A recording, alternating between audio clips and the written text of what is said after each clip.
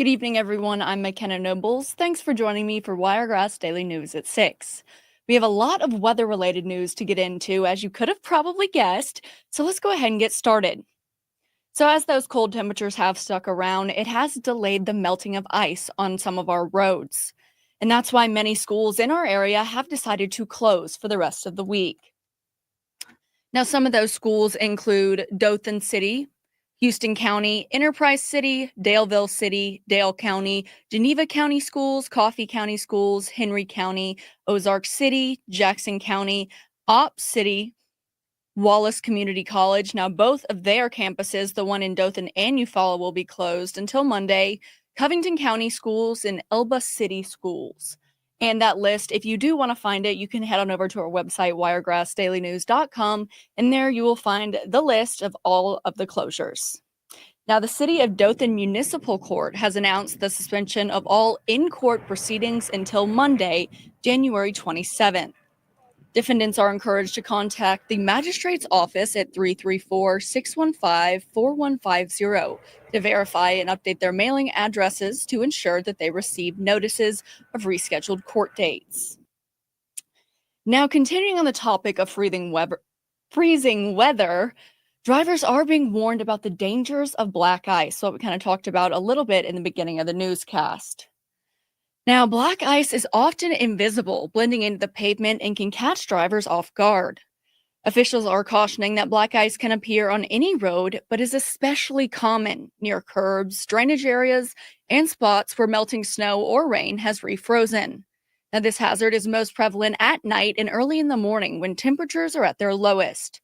Drivers are urged to use extreme caution during freezing conditions and to slow down even if the roads do seem clear. And that is the thing about black ice. You can't see it. So you could be driving on your way home, just a normal back road, and you hit it and you just slip off. This morning on my way to work, I saw a car.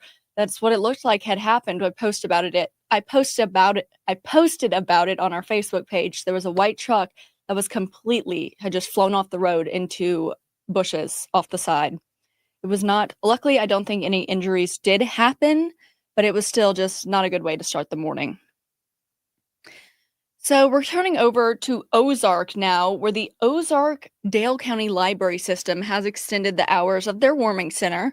The center will continue to provide assistance until noon on Saturday. That's Saturday, January 25th. Well-behaved, crated pets are allowed, and free meals will also be provided. The library is located at 296 North Union Avenue in Ozark. Staying on the topic of warming shelters, volunteers are needed at Dothan's warming shelter to help take down / clean up a little bit on Sunday, January 6th, when the warming shelter closes at 10 a.m.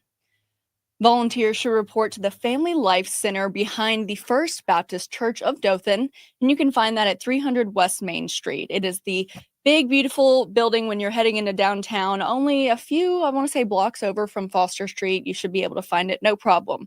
And that is, again, to kind of help close down after they've been open as a warming shelter for quite some time now. The next thing we're going to talk about is an event that's happening tomorrow. Happening at Landmark Park is a Seed Swap and Garden Expo. At the event, you'll be able to learn information on starting bulbs, seeds, butterflies, bats, birds, and more. Attendees are encouraged to bring their own seeds to swap with one another, and this event is sure to teach you some great tips for gardening at home with the entire family. To participate, you can visit the Stokes Barn at Landmark Park, and the event again is this Saturday, January 25th from 10 a.m. to 2 p.m. To get into the event, you do have to pay the park admission. And the adult tickets are $5. Children cost $4, and children 2 and under actually get in free. So if you're looking for something to do this weekend and you're into the outdoors, this might be the place for you. And I will mention, important, that I know things are supposed to get a little warmer, but the Stokes Barn, I have been multiple times. It is so beautiful. It is heated, so you don't have to worry about that. If you're wanting to kind of connect with other gardeners in the area and maybe get and trade some new seeds, the upcoming season. Spring is coming up, and you never know, you're going to start a new garden. So let's see what we're talking about next. Dothan Leisure Services has extended the registration period for spring sports.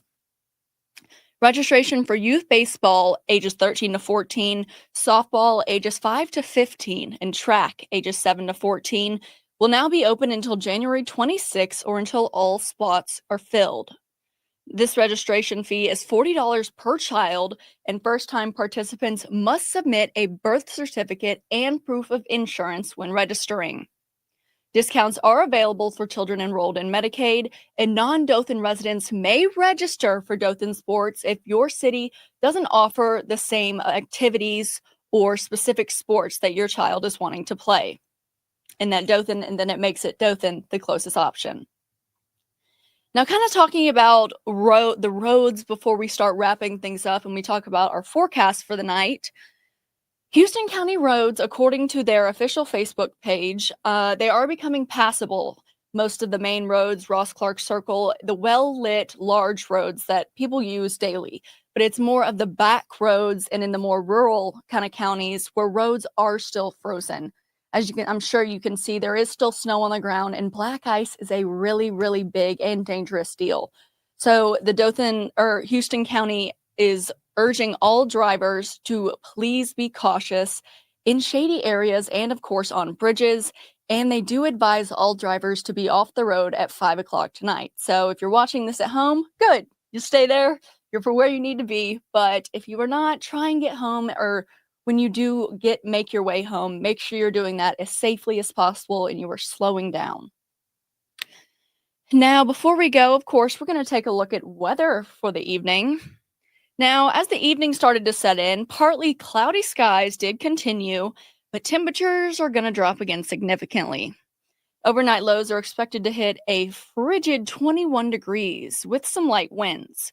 So be sure to bundle up and take precautions for this cold weather. A 7% chance of snow and a 7% chance of rain, so I'm doubting we are going to be seeing any snow in our area for quite some time. But again, that low is 21 tonight, so it's going to be quite another cold night here on the Wiregrass. So do make sure that you're bundled up and you have that heater on, and you make sure to bring those pets in and let your water drip. You don't want any pipes busting on you. Well, guys, I think that's going to do it for Wiregrass Daily News at 6. I will see you tomorrow right here at 6 o'clock. I hope everyone has a fun and safe evening.